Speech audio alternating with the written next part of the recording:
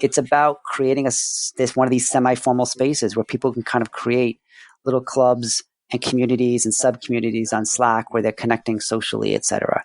It is about intentionally saying, when do we get people together face to face and how does that happen and so on.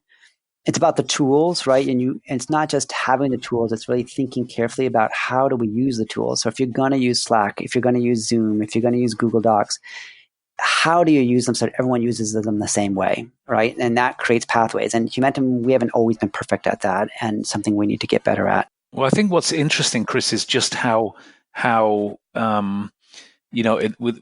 almost like a startup mindset that perhaps the challenges are that much bigger in the sector, and they're sort of driving you to be, again, it's back to this kind of use what you have and be agile. Yeah, and I think certainly, and I think the amount of virtual working will increase in this sector as the digital transformation continues to take hold, which it is.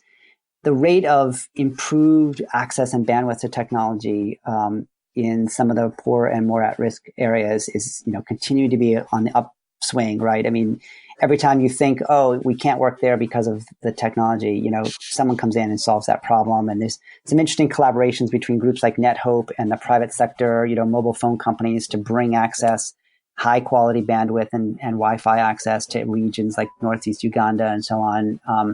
So there's really, good things happening with that work as well that will kind of transform and change this over time. A couple of last questions, Chris, just to be respectful of your time. Where can people find out more about Humentum and other resources that you've personally used to come up to speed on how this sector works?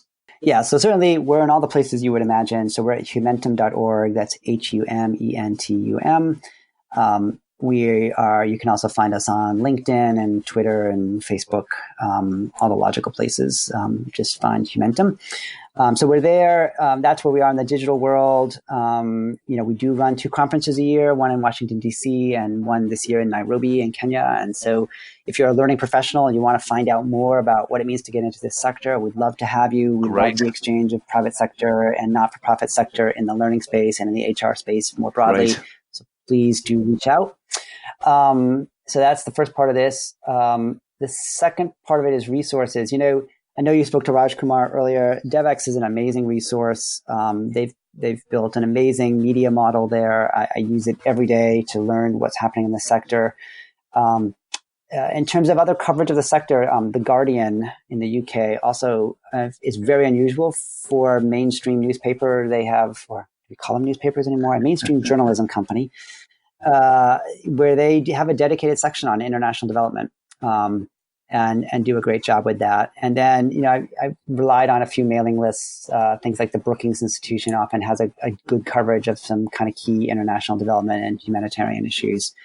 But nothing beats the old-fashioned talking to people and reaching out and making connections. And there are a lot of people that have taught me a lot. I love it, Chris. What kind of help, if any, does Humentum need? We've got an audience here of a couple of thousand learning professionals and people in the learning technology space and learning services space. How could they help Humentum if they were so inclined? Yeah, I think immediately there's like 2 or 3 things. The first is, as I mentioned, we have over a dozen learning and learning technology companies that are partnering with us to provide really low bono, pro bono access to their platforms and to their content, to our members globally. We've reached over 200,000 people through that program. It's an amazing set of opportunities for our members. And if you have something that you want to engage with there, we would love to have a conversation with you about how it plugs in and how it can support the learning that happens in this sector. Do you want to give a shout out to specific contributors? Yeah, I mean, of course, at the risk of forgetting some, but I mean, three really long-term partners that are critical to us. Learning Technologies Group, which owns the Net Dimensions learning platform, is the core engine of our whole thing. They give us a 1 million user license that really helps us reach the learners kind of with a core LMS. Articulate has been an amazing supporter over the years and have providing people with the ability to kind of create their own content using their tool set and using their ecosystem really affordably. On the content side, Sagos and Speaks and Skillsoft and eCornell have all been really long-standing partners. And then groups like the e-learning guild, just making access to all their library, their conferences, their expertise, have really built the professional capacity of the L&D people in this sector in a way that only they definitely can. Worth a shout out. And then very, very last question, Chris. What inspired you to do the work that you do, both in the learning space and in the not-for-profit space? Was there a person or an incident or something that set you on your path? I wouldn't say there's a specific incident. I mean, I kind of it took me many side steps to get into the learning space, and it just kind of seemed like one of those natural progressions that a lot of our careers have. It's like you do one thing and then another thing, and then boom, here you are. I think the leap to come to this space, to bring my learning skills into the not-for-profit space, there were two things. One is I'd done a lot of work with eCornell and really felt really great about the global work we were doing. Our programs were being used by leaders in almost every country.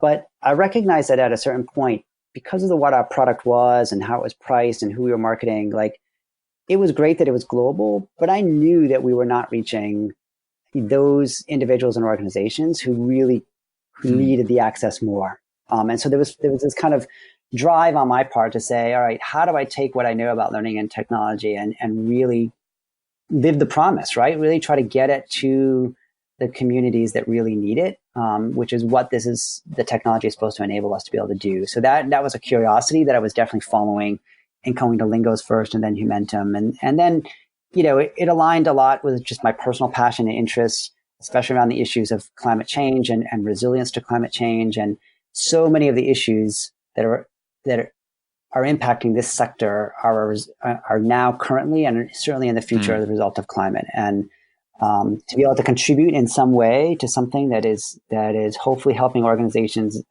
help communities become more resilient is something I'm happy to put my time toward. Chris, thanks for the work you do and the amazing work that Humentum does, and by extension, improving the sector. Thanks for your time today. Really good observations, really good thinking on what we can learn.